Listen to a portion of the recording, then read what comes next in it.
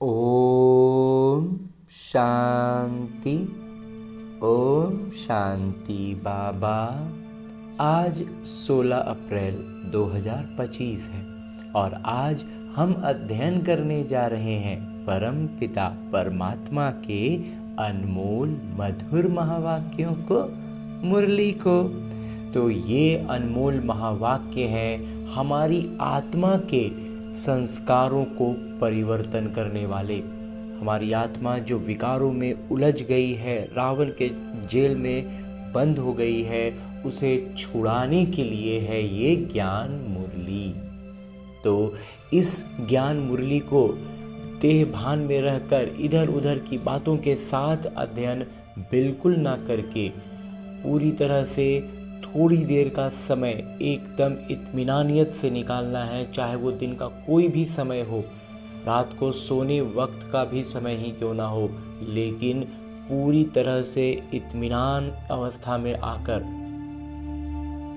ताकि अपने इस देह और देह के भान से अलग हो सकें और आत्माभिमानी स्थिति में होने का अभ्यास करने के साथ साथ जो सबसे सहज विधि है इसे करने की, वो है कि अपने मैं आत्मा अपने सूक्ष्म शरीर के साथ चलता हूँ मधुबन की धरा पर, और उसमें भी विशेष तौर पर उस पांडव भवन के हिस्ट्री हॉल में, जहाँ बाबा साकार रूप में मुरलियाँ चलाया करते थे। तो इस पवित्र धारा पर, इस पावन स्थान का अनुभव करते हुए परम पिता परमात्मा के सानिध्य में आकर, जिनके उपस्थिति मात्र से मुझ आत्मा में पवित्रता, शांति, प्रेम और सुखों के प्रकंपनों का संचार तीव्र हो जाता है, और परमात्मा भी उस सूक्ष्म शरीर में स्थित रहकर दृष्टि द्वारा मुझ आत्मा में ज्ञान, प्रकाश और अष्ट शक्तियों का प्रवाह कर रहे हैं। और ये प्रकंपनों और इस प्रवाह से, शक्तियों की प्रवाह से पूरा वातावरण एकदम आनंदमय स्थिति में स्थित हो चुका है। तो ऐसी आनंदमय स्थिति में स्थित रहकर परमात्मा के सानिध्य में पूरी तरह से आत्माभिमानी स्थिति में रहकर अध्ययन करते हैं अमूल्य मुरली, जहाँ बाबा कहते हैं, मीठे बच्चे अपनी अवस्था देखो, मेरी एक बाबा से ही दिल लगती है या किसी कर्म संबंधों से दिल लगी हुई है। आगे प्रश्न रूप में मेरे बाबा कहते हैं, अपना कल्याण करने के लिए किन दो बातों का पोता मेल रोज देखना चाहिए? उत्तर बतलाते हैं मेरे बाबा, योग और चलन। दिन भर में मेरी अवस्था योग में मैं कितना देर रहा, मैंने योग कितना किया और मेरी चलन कैसी रही। बाबा कहते ये दो चीज़ देखो तो अपना पूरा चार्ट समझ में आ जाएगा। अपना जो कल्याण करने के लिए पोता मेल देखने की बात होती है, वो पोता मेल में देखना क्या है वो आज बाबा स्पष्ट कर रहे हैं। जांच करो कोई डिससर्विस तो नहीं की। सदैव अपने दिल से पूछो, हम कितना बाबा को याद करते हैं, अपना समय किस प्रकार सफल करते हैं, दूसरों को तो नहीं देखते हैं, किसी के नाम रूप से दिल तो नहीं लगी हुई है। बाबा कहते हैं किसी के नाम रूप में दिल नहीं लगा हुआ हो, किसी दूसरा को तो देखते नहीं है। एक होता है दिल लगाना और एक होता है सिर्फ देखना कि वो ऐसे कर रहा, वो ऐसे कर रहा, वो भी एक तरह से दिल ही लगा हुआ है। तो बाबा कहते हैं इधर उधर तो बुद्धि उस समय तो नहीं फंसा हुआ है। गीत है, मुखड़ा देख ले। ओम शांति। ये किसने कहा? बेहद के पिता ने कहा, हे आत्माएं। प्राणी मतलब आत्मा। कहते हैं ना, आत्मा निकल गई यानी प्राण निकल गए। अब बाबा सम्मुख बैठ समझाते हैं, हे आत्माएं याद करो, सिर्फ इस जन्म को नहीं देखना है, परंतु जब से तुम तमोप्रधान बने हो तो सीढ़ी नीचे उतरते पतित बने हो, तो जरूर पाप किए होंगे। अब समझ की बात है, कितना जन्म जन्मांतर का पाप सिर पर रहा हुआ है, ये कैसे पता पड़े? अपने को देखना है, हमारा योग कितना लगता है, उससे पता चलेगा। बाबा के साथ जितना योग अच्छा लगेगा उतना विकर्म विनाश होंगे। बाबा ने कहा है, मेरे को याद करो तो गारंटी है तुम्हारे विकर्म विनाश होंगे। बाबा की याद में रहेंगे ना तो हमारा जीवन का हर प्रतिक्रिया बाबा की अवस्था में यानी पूरी तरह से आत्माभिमानी स्थिति में शांत स्वरूप अवस्था में होकर हम प्रतिक्रिया देंगे, तो जो सामने से जो विकर्म का बोझ आया है ना वो वहीं धराशाही हो जाता है, वहीं समाप्त हो जाता है। और इस तरह से विकर्म विनाश होते हैं। ये अभी तक इस ब्रह्मा कुमार का अनुभव है। अपने दिल पर, अपने दिल अंदर हर एक देखे हमारे पिता के साथ कितना योग रहता है, हमारा बाबा से योग कितना रहता है ना, बस हमें इसी बात का ध्यान रखना है। और इसकी पहचान बस हमारी हर प्रतिक्रिया से है, चाहे वो एकदम सूक्ष्म से सूक्ष्म छोटी बात के लिए हो या बड़ी से बड़ी परिस्थिति के लिए हो, लेकिन हमारी प्रतिक्रिया क्या है, हमारी जीवन का मतलब अर्थ ही है कि हम कुछ प्रतिक्रिया करते रहेंगे, प्रतिक्रियाएं देते रहेंगे, रिएक्शंस होते रहते हैं हमारी तरफ से। और वो सारे रिएक्शंस जब बाबा की याद में रह के करेंगे तो सारे विकर्म वही समाप्त होते जाते हैं। जितना हम योग लगाएंगे, पवित्र बनेंगे, पाप कटते जाएंगे, योग बढ़ता जाएगा। पवित्र नहीं बनेंगे तो योग भी लगेगा नहीं। ऐसे भी कई हैं जो सारे दिन में 15 मिनट भी याद में नहीं रहते हैं। अपने से पूछना चाहिए, मेरी दिल शिव बाबा से है या देहधारी से, कर्म संबंधियों आदि से है? माया तूफान में तो बच्चों को ही लाएगी ना।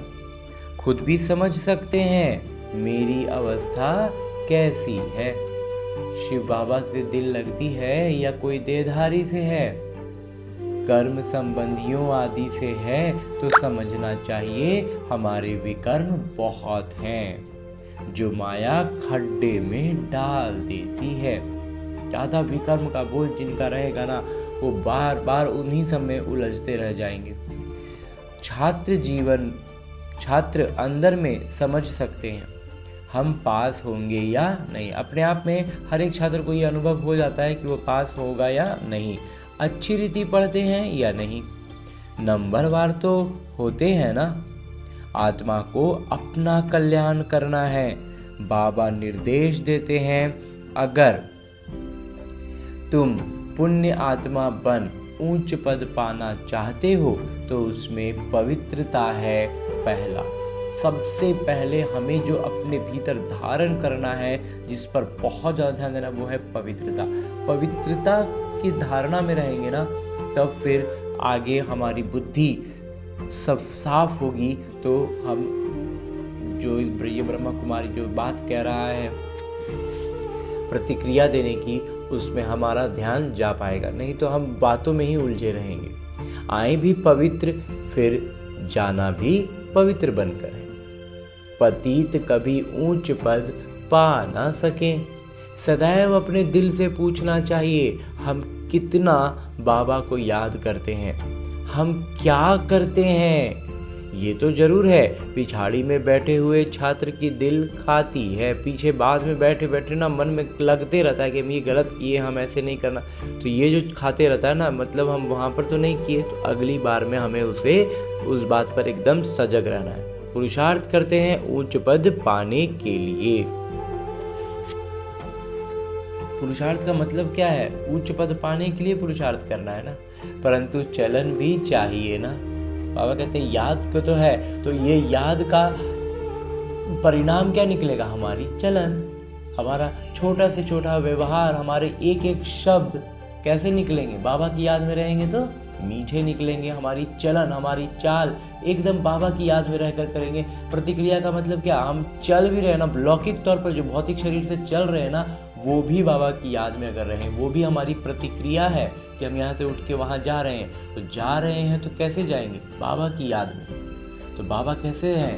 शांत स्वरूप है, प्रेम स्वरूप है। तो प्रेम पूर्ण दृष्टि से देखते हुए बिल्कुल शांत रूप में रहकर जब चलेंगे तो वो चलन ही अलग नजर आएगी। तो बाबा कहते हैं वो भी क्या है? हमारी प्रतिक्रिया है। तो उसमें भी बाबा की याद है या नहीं, वो चलन के रूप में झलकेगी।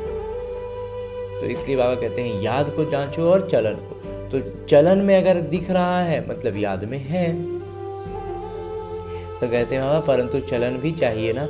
बाबा को याद कर अपने सिर से पापों का बोझा उतारना है। पापों का बोझा सिवाय याद के हम उतार ही नहीं सकते। तो कितना बाबा के साथ योग होना चाहिए? ऊंचते ऊंच बाबा आकर कहते हैं मुझ पिता को याद करो तो विकर्म विनाश होंगे। समय नजदीक आता जाता है, शरीर पर भरोसा नहीं है।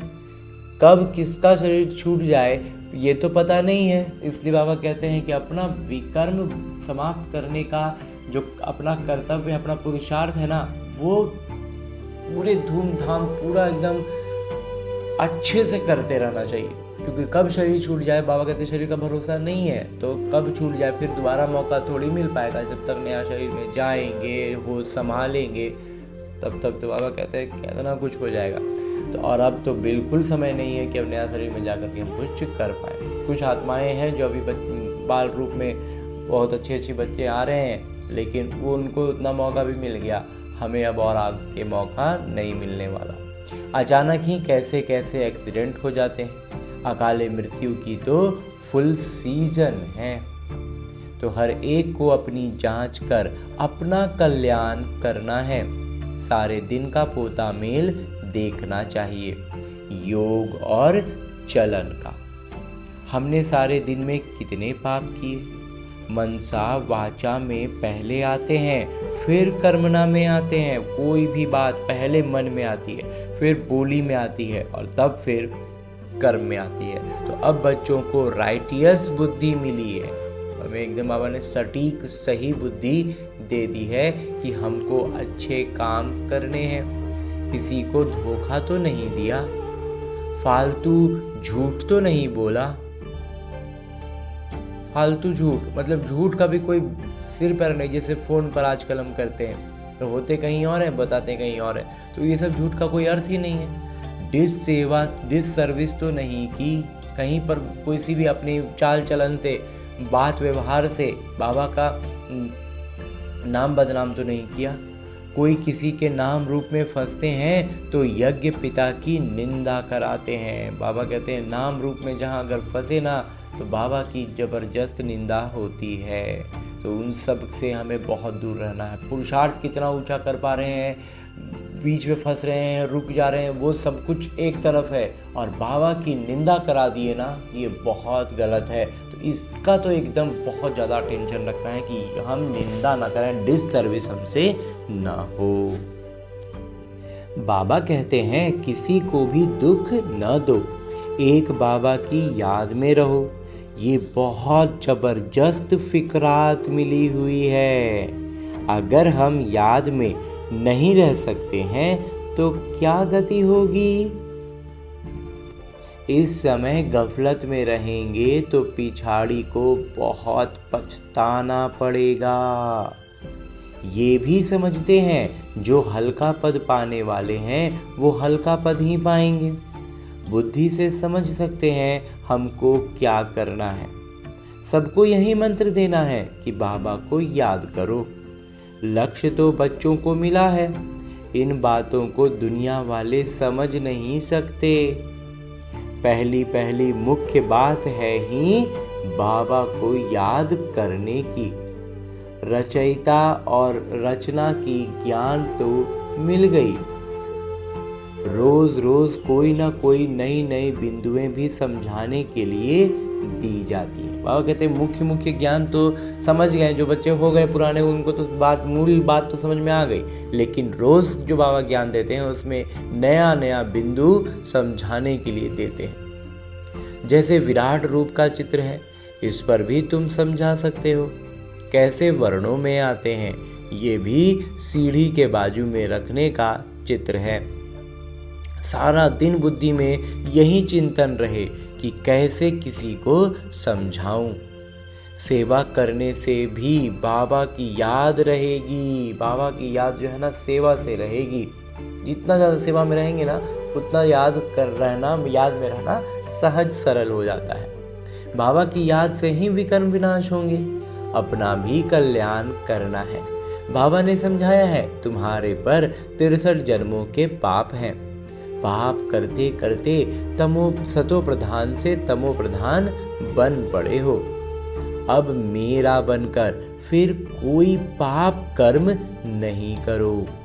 झूठ, शैतानी, घर फिटाना, सुनी सुनाई बातों पर विश्वास करना, ये धूतीपना बड़ा नुकसान कारक है। ये सुनी सुनाई बातों पर विश्वास करना जो है ना, ये हम अभी आत्माओं का ना एक तरह से कहें तो संस्कार बन गया है। तो बाबा कहते हैं ये क्या है, धूतीपना, और ये नुकसान कारक है। बाबा से योग ही तुड़ा देता है। और ये सब बातों में क्या होता है, बाबा से ही योग टूट जाता है। तो कितना पाप हो गया। एक तो पहले का बोझ समाप्त नहीं हुआ, बाबा से योग टूट गया तो, और नया बोझ बढ़ा लिए बाबा का याद को भूल के, ज्ञान को भूल के। तो गवर्नमेंट के भी धूते होते हैं। गवर्नमेंट की बात किसी दुश्मन को सुनाए बड़ा नुकसान करते हैं, तो फिर उन्हों को बड़ी कड़ी सजा मिलती है। सरकारी जो इन्फॉर्मेशन होता है उसको अगर कोई लीक करे तो उसको है ना विशेष तौर पर कड़ा सजा मिलता है। तो बाबा कहते हैं ये तो हमारा ईश्वरीय गवर्नमेंट की बात है। तो बच्चों के मुख से सदैव ज्ञान रत्न निकलने चाहिए। उल्टा सुल्टा समाचार भी एक दूसरे से पूछना नहीं चाहिए। उन सब बातों में पढ़ना ही नहीं चाहिए। ज्ञान की बातें ही करनी चाहिए। हमेशा ज्ञान का ही मंथन, ज्ञान की चिट चैट, उसी का योग मंथन चलता रहे। इधर उधर की मायावी दुनियावी बातों का कोई अर्थ ही नहीं है। तुम कैसे बाबा से योग लगाते हो, कैसे किसी को समझाते हो, सारा दिन यही ख्याल रहे। योग कैसे लगाते हैं, बाबा का याद में कैसे जाते हैं, उन सब बातों में बुद्धि चलानी है ना। कि दुनियावी चीज़ों में कोई अर्थ नहीं है। हम लोग उसको प्रैक्टिकल लाइफ कह के उसको बहुत इंपॉर्टेंस दे दिए हैं। वास्तव में उसका कोई अर्थ ही नहीं है। सब कुछ हमारे संकल्पों के अनुसार होता रहता है। तो हमारे संकल्प अगर श्रेष्ठ हैं, हम पवित्र धारणा में हैं, तो बाबा ने अभी कल परसों में वरदान दिया है ना कि हमारा हर संकल्प, हर बोल सिद्ध होगा। ये बहुत बहुत श्रेष्ठ वरदान है। तो उस लायक हमें बनना है ना। तो इसलिए दुनिया की बातों को तो एकदम छोड़ देना है। दुनिया में जो कुछ भी होगा ना वो हमारे संकल्प के अनुसार हमारे जीवन में हो जाएगा। बाकी जो उसके बाहर की चीज़ है उसके बारे में तो देखना सुनना भी नहीं है, कोई अर्थ नहीं है। बस सबको साकाश देना है योग में रहकर, क्योंकि सब दुखी ही हैं। इतना तो पता ही है कि सब दुखी हैं। तो फिर उनकी दुख का डिटेल समझ के क्या करना है, हमें सबको साकाश देते रहना है, अपनी अवस्था ऊंची करते रहने। जितनी अवस्था ऊंची होती जाएगी हमारा साकाश भी उतना शक्तिशाली होता जाएगा। इसलिए बाबा कहते हैं कि सारा दिन यही ख्याल रहे कि हम कैसे किसी को समझाते हैं, योग कैसे लगाते हैं। चित्रों के आगे जाकर बैठ जाना चाहिए। तुम्हारी बुद्धि में तो ज्ञान है ना। भक्ति मार्ग में तो अनेक प्रकार के चित्रों को पूजते रहते हैं, जानते कुछ भी नहीं। ब्लाइंड फेथ, अंध भक्ति जिसको कहते थे, आइडल वर्शिप, मूर्ति पूजा, इन बातों में भारत मशहूर है। अभी तुम ये बातें समझाने में कितनी मेहनत करते हो। प्रदर्शनी में कितने मनुष्य आते हैं, भिन्न भिन्न प्रकार के होते हैं। कोई तो समझते हैं ये देखने समझने योग्य हैं, देख लेंगे, फिर सेंटर पर कभी नहीं जाते। प्रदर्शनी वगैरह लगाएं तो वहाँ पर देखेंगे अच्छा कुछ अच्छा ही बता रहे हैं, देख लो सुन लो, देख सुन लिए, लेकिन फिर सेंटर पर नहीं आते। दिन प्रतिदिन दुनिया की हालत भी खराब होती जाती है। झगड़े बहुत हैं। विलायत में क्या क्या हो रहा है बात मत पूछो। विलायतों में बाबा कहते हैं और बुरी हालत हो जाती है। कितना मनुष्य मरते हैं, तमो प्रधान दुनिया है ना। भल कहते हैं बॉम्ब्स नहीं बनाने चाहिए, परंतु वो कहते तुम्हारे पास ढेर रखे हैं तो फिर हम क्यों ना बनाएं। एक ने बना लिया और दूसरों कहते हैं सुनो सुनो बॉम्ब नहीं बनाओ, सब नहीं बनाना चाहिए। तब एक ने बनाया तो दूसरा क्यों नहीं बनाएगा। तो बस इसी में सब एक दूसरे को बनाए जा रहे हैं, और बनाए हैं तो उस इस्तेमाल भी होंगे। बाबा कहते हैं नहीं तो गुलाम होकर रहना पड़े, और नहीं तो फिर वो धमकी देगा कि हम तुमको मारेंगे, इसलिए तुम मेरा गुलाम रहो। तो इसलिए क्या कहते हैं वो भी अपना बनाते हैं। तो जो कुछ मत निकलती है विनाश के लिए, तो क्या हो रहा है, लड़ाई एक दूसरे से बढ़ते जाएगा। विनाश तो होना ही है। कहते हैं शंकर प्रेरक है, परंतु इसमें प्रेरणा आदि की तो बात ही नहीं। तमो प्रधानता बढ़ते बढ़ते बढ़ते पराकाष्ठा पे पहुंच गई, पूरा युद्ध कर दिए, विनाश की अवस्था तक पहुंच गए। हम तो ड्रामा पर खड़े हैं। माया बड़ी तेज है, हमारे बच्चों को भी विकारों में गिरा देती है।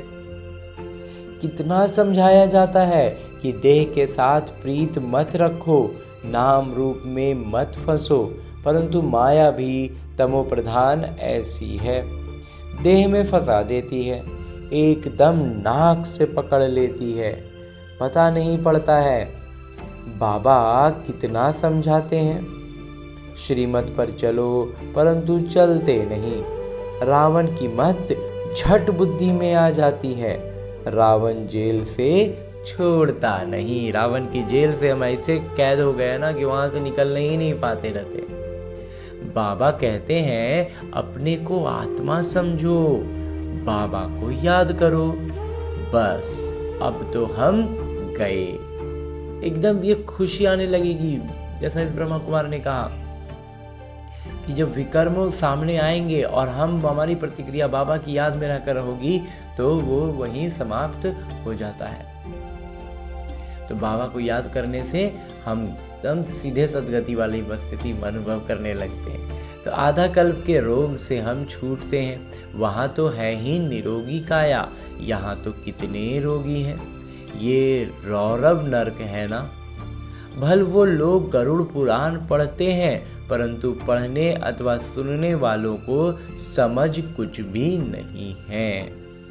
बाबा खुद कहते हैं पहले भक्ति का कितना नशा था, भक्ति से भगवान मिलेगा ये सुनकर खुश हो भक्ति करते रहते थे। पतित बनते हैं तब तो पुकारते हैं हे पतित पावन आइए। भक्ति करते हो ये तो अच्छा है, फिर भगवान को याद क्यों करते। समझते हैं भगवान आकर भक्ति का फल देंगे। क्या फल देंगे वो किसी को पता नहीं। बाबा कहते हैं गीता पढ़ने वालों को ही समझाना चाहिए, वही हमारे धर्म के हैं।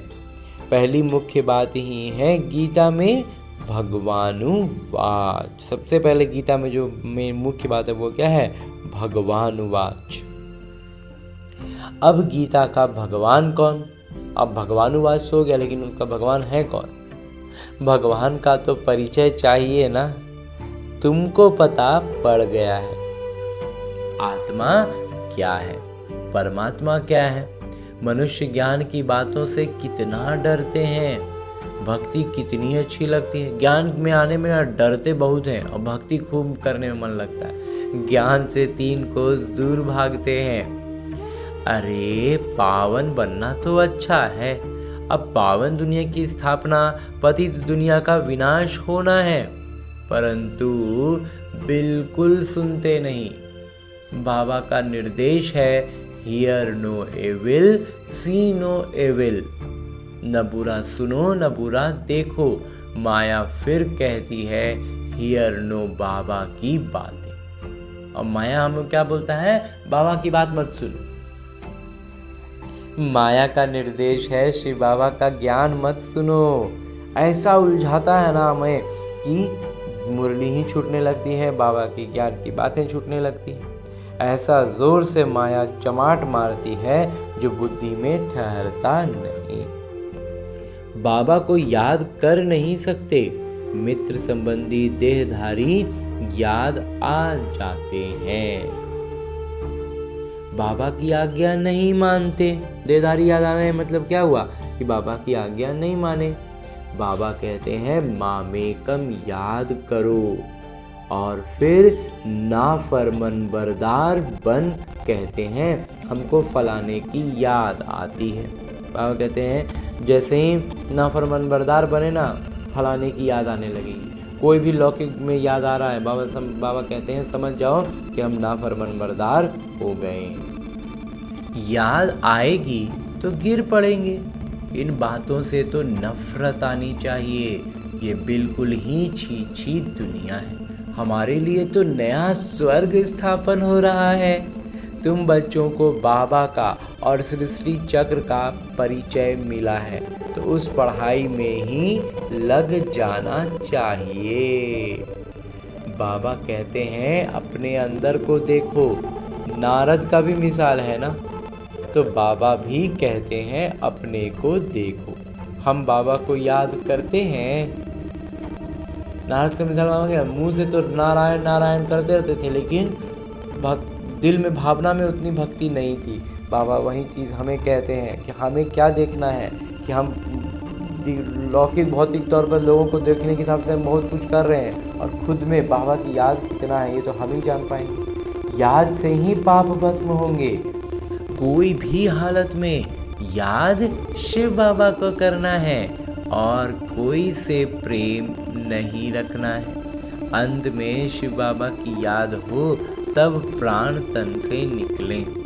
शिव बाबा की याद हो और सुदर्शन चक्र का ज्ञान हो। और कहते शिव बाबा की याद हो और सुदर्शन चक्र का ज्ञान हो। सुदर्शन चक्रधारी कौन है ये भी किसी को पता थोड़े ही है। ब्राह्मणों को भी ये ज्ञान किसने दी?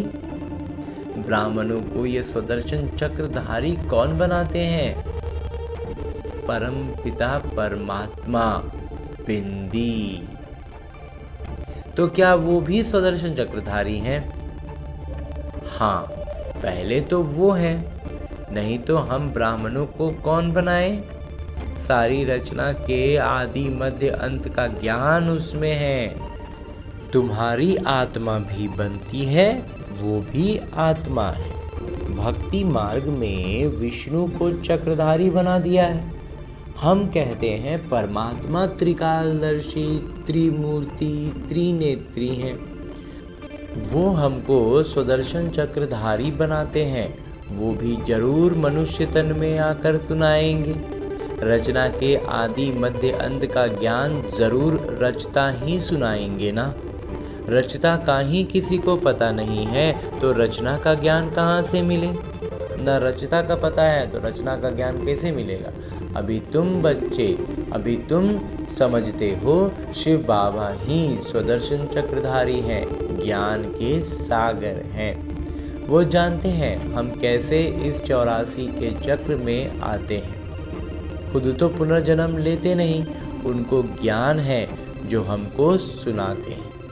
तो पहले तो शिव बाबा सुदर्शन चक्रधारी ठहरे। शिव बाबा ही हमको सुदर्शन चक्रधारी बनाते हैं। हमको जो कुछ भी मिलता है सब कुछ तो शिव बाबा ही देते हैं ना। पावन बनाते हैं क्योंकि पतित पावन वो हैं, रचता भी वो हैं। बाबा बच्चे के जीवन को जानते हैं ना। शिव बाबा ब्रह्मा द्वारा स्थापना कराते हैं। करण करावन हार है ना। तुम भी सीखो, सिखलाओ। बाबा पढ़ाते हैं फिर कहते हैं औरों को भी पढ़ाओ। तो शिव बाबा ही तुमको सुदर्शन चक्रधारी बनाते हैं। कहते हैं मुझे सृष्टि चक्र का ज्ञान है तब तो सुनाता हूँ। पूरा सृष्टि चक्र का ज्ञान बाबा में है तब तो हम हमें दे रहे हैं, हमें सुना रहे हैं। तो 84 जन्म कैसे लेते हो? ये 84 जन्मों की कहानी बुद्धि में रहनी चाहिए। ये बुद्धि में रहे तो भी चक्रवर्ती राजा बन सकते हैं। बाबा कहते इतना भी 84 जन्मों का कहानी भी रहा ना बुद्धि में, तो चक्रवर्ती राजा बन सकते हैं। ये है ज्ञान। बाकी योग से ही पाप कटते हैं। तो ये एक होता है ज्ञान और ज्ञान की बात, ज्ञान का मंथन, और दूसरा बाबा कहते हैं बाबा की याद में रहने से विकर्म विनाश होते हैं, पाप कटते हैं। और उसका तरीका, युक्ति इस ब्रह्मा कुमार के अनुभव के अनुसार, जैसा इसने बताया कि हमारी प्रतिक्रिया जो है वो बाबा की याद में रह के होगा, पूरी तरह से आत्मनिर्वाणी स्थिति में रहते हुए शांत स्वरूप अवस्था, प्रेम स्वरूप अवस्था, शक्ति स्वरूप अवस्था से हम प्रतिक्रिया दें तो हमारे विकर्म विनाश होते जाएंगे। इसलिए बाबा कहते हैं कि योग से ही पाप कटते हैं। तो जो आएगा परिस्थिति ना, वो वहीं समाप्त हो जाता है। तो पाप कम हुए ना, कटे ना, तो सारे दिन का पोता मेल निकालो। याद ही नहीं करेंगे तो पोता मेल भी क्या निकालेंगे? सारे दिन में क्या क्या किया ये तो याद रहता है ना। ऐसे भी मनुष्य हैं अपना पोता मेल निकालते हैं। कितने शास्त्र पढ़े, कितना पुण्य किया, तुम तो कहेंगे कितना समय याद किया। लोग कहते हैं कितना वेद पढ़े, कितना शास्त्र पढ़े, कितना पुण्य किया। हमें बाबा कहते हैं कि तुम क्या कहेंगे कि कितना समय याद किया, कितना खुशी में आकर बाबा का परिचय दिया। और दूसरा है कि जब बाबा का परिचय दे रहे हैं तो कितना ज़्यादा खुशी में रहकर देते हैं। बाबा द्वारा जो बिंदुएं मिली हैं उनका घड़ी घड़ी मंथन करो। जो ज्ञान मिला है उसे बुद्धि में याद रखो। रोज मुरली पढ़ो, वो भी बहुत अच्छा है। मुरली में जो बिंदुएं हैं उनको घड़ी घड़ी मंथन करना चाहिए। बाबा कहते हैं रोज मुरली पढ़ो। इस ब्रह्मा कुमार का भी अनुभव रहा है कि मुरली जब खुद से पढ़ते हैं ना, तो परमात्मा और मैं आत्मा आमने सामने मानो बैठ बातें चलने लगती। हमारे मन में जो भी बात पहले से हो या उस वक्त जो आती हो, उन सब का जवाब बाबा अपनी मुरली में देते चले जाते हैं। आगे बाबा कहते हैं यहाँ रहने वालों से भी बाहर विलायत में रहने वाले ज़्यादा याद में रहते हैं। बाबा कहते हैं जो यहाँ रहते हैं ना वो उतना याद नहीं रखते हैं जितना विलायत में रहने वाले। तो जो दूर होता है ना उसको ज़्यादा याद आता है। हमको लगने लगता है कि हम तो निकट हैं, उसी में याद छूटती है। तो कितनी बांधेलियाँ हैं, बाबा को कभी देखा भी नहीं है, याद करती हैं, नशा चढ़ा रहता है। तो सिर्फ याद करती हैं ना, उनको नशा चढ़ा रहता है। घर बैठे साक्षात्कार होता है या अनायास सुनते सुनते निश्चय हो जाता है। तो बाबा कहते हैं अंदर में अपनी जांच करते रहो कि हम कितना ऊंच पद पाएंगे, हमारी चलन कैसी है, कोई खान पान की लालच तो नहीं है, कोई आदत नहीं रहनी चाहिए। मूल बात है अव्यभिचारी याद में रहना। दिल से पूछो, हम किसी को याद करते हैं? कितना समय दूसरों को याद करता हूँ? ज्ञान भी धारण करनी है, पाप भी काटने हैं। एक तरफ ज्ञान धारण करेंगे, ज्ञान में जितना ऊपर जाएंगे पद ऊंचा मिल सकता है, लेकिन तब मिलेगा जब इधर से पापों का बोझ कम हो, बिना सजा के जाएं। तो पाप जितना काट लेंगे योग से, उतना सजा से बच जाएंगे। जितना सजा से बचेंगे उस ज्ञान का हमारा मंथन, ज्ञान की हमारी पराकाष्ठा हमारे काम आएगी ऊंच पद दिलाने में, राजाई पद दिलाने में। तो बाबा कहते हैं कि कोई ना कोई ने ऐसे पाप किए हैं जो बात मत पूछो। भगवान कहते हैं ये करो, परंतु कह देते हैं परवश हैं, अर्थात माया के वश हैं। अच्छा, माया के वश ही रहो। जब कहते हैं कि बाबा हम परवश हैं, माया के वश हैं, बाबा कहते हैं ठीक है तो जाओ माया के वश में रहो। तुम्हें या तो श्रीमत पर चलना है या तो अपनी मत पर। देखना है इस हालत में हम कहाँ तक पास होंगे, क्या पद पाएंगे। 21 जन्म का घाटा पड़ जाता है। जब कर्मातीत अवस्था हो जाएगी तो फिर देह अभिमान का नाम नहीं रहेगा। इसलिए कहा जाता है देही अभिमानी बनो। बाबा कहते हैं कि जब कर्मातीत अवस्था होगी ना तो फिर देह अभिमान का नाम तक नहीं रहेगा, शरीर का भान ही नहीं रह जाएगा, पूरी तरह से आत्माभिमानी स्थिति में आ जाएंगे। इसलिए बाबा कहते हैं कि इस बात पर, इस कर्मातीत अवस्था तक पहुंचने का बुद्धि में सजगता रहे, अभ्यास करते रहें। अच्छा, मीठे मीठे सिकिलते बच्चों प्रति माता पिता बाबा का याद प्यार और आशीर्वाद। रूहानी बाबा की रूहानी बच्चों को नमस्ते। हम रूहानी बच्चों की ओर से रूहानी माता पिता को याद प्यार और प्रणाम। धन्यवाद बाबा, धन्यवाद। मुरली के लिए भी धन्यवाद और इस अनूठे अलौकिक ब्राह्मण जीवन के लिए भी बहुत बहुत बहुत धन्यवाद बाबा, बहुत धन्यवाद।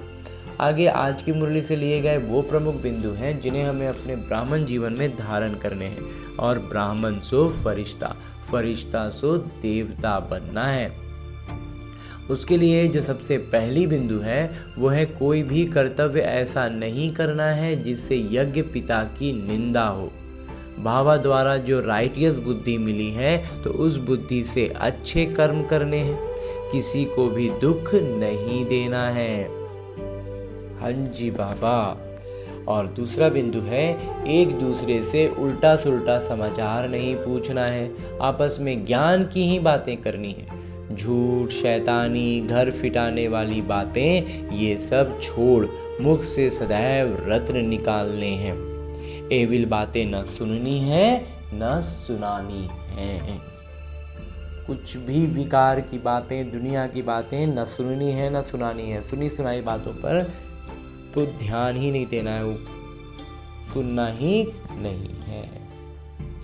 और आगे मेरे बाबा वरदान दे रहे हैं। वरदान देते हुए मेरे बाबा कहते हैं 5 विकार रूपी दुश्मन को परिवर्तित कर सहयोगी बनाने वाले माया जीत जगत जीत भव।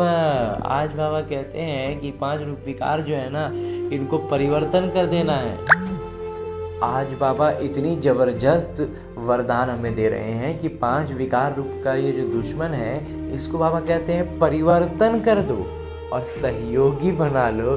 तब बाबा कहते हैं माया जीत और जगत जीत हम बन जाएंगे। विस्तार से बाबा बतलाते हैं कि विजयी दुश्मन का रूप परिवर्तन जरूर करता है, तो आप विकारों रूपी दुश्मन को परिवर्तित कर सहयोगी स्वरूप बना दो, जिससे वे सदा आपको सलाम करते रहेंगे। काम विकार को शुभ कामना के रूप में, क्रोध को रूहानी खुमारी के रूप में, लोभ को अनासक्त वृत्ति के रूप में, मोह को स्नेह के रूप में और देह अभिमान को स्वाभिमान के रूप में परिवर्तन कर दो, तो माया जीत जगत जीत बन जाएंगे। इतना जबरदस्त वरदान आज बाबा हमें दे रहे हैं कि जब किसी के भी प्रति हमारे मन में जो काम विकार उठते हैं ना, बाबा उसके आगे लगा देते हैं शुभ कामना। बाबा कहते हैं उसको ऐसे परिवर्तन कर दो। जिस भी आत्मा के प्रति काम विकार की भावना, आत्मा के प्रति या ऐसे भी अगर काम विकार उफान आता है तो शुभ कामना में उसको परिवर्तन कर दो। क्रोध को रूहानी खुमारी के रूप में परिवर्तन करना है, लोभ को अनासक्त वृत्ति में और मोह को बाबा कहते हैं स्नेह के रूप में, और देह अभिमान को स्वाभिमान में परिवर्तन करना है। ऐसा कर लेते हैं तो बाबा कहते हैं हम माया जीत भी होंगे और जगत जीत भी होंगे। हाँ जी बाबा। और आगे स्लोगन है, मुरली का उपदेश है, रियल गोल्ड में मेरापन ही अलॉय है। असली सोना जो है ना, उसमें मेरापन आ गया तो वो मिक्स हो गया, तो जो वैल्यू को कम कर देता है। और अलॉय का मतलब क्या हो गया? वैल्यू कम। इसलिए मेरेपन को समाप्त करो। हमें सच्चा सोना है ना, हाँ जी बाबा। और परमपिता परमात्मा से इतना श्रेष्ठ ज्ञान मुरली अध्ययन करने के बाद, वरदान लेने के बाद मुरली का उपदेश हमने जाना। और अब परमपिता परमात्मा इसी श्रेष्ठ स्थिति में अव्यक्त स्वरूप में रहकर एक इशारा भी देते हैं, जो है कंबाइंड रूप की स्मृति से सदा विजयी बनो। परमपिता परमात्मा और मैं आत्मा कंबाइंड रूप में हूँ।